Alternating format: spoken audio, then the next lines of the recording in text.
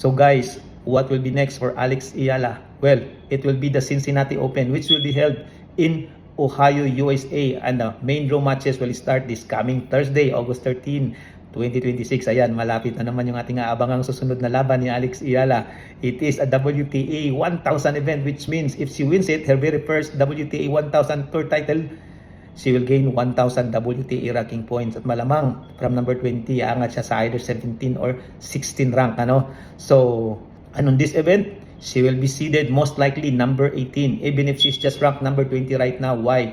Because Victoria Imboko and Jasmine Paulini, who are ranked higher than her, have officially withdrawn from that tournament. Hindi sila sasali, mga kabayan. So, lalong lalaki ang kanyang chance na manalo kasi may dalawang hindi sasali sa event na yan, ano? And then after the Cincinnati Open, what will be next?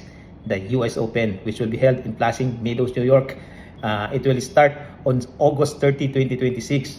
Remember last year, in that match against Clara Towson, in the very first round, when Alex made an epic comeback and win her very first Grand Slam match, ano?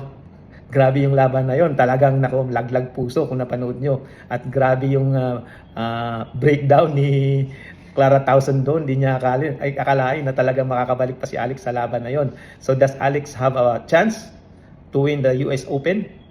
She has. Remember, this year, she already won 7 matches against top 10 players. Ano? It means elite siya. And she is tied for first, ano, among WTA players in winning matches against top 10 players. So, let's hope and pray that it will happen. Because once it will happen, it will be massively historic because she will become the very first Filipino to win a Grand Slam title and the very first Southeast Asian as well. So, abangan natin yan. Kasi yan talaga ang main goal ni Alex this year.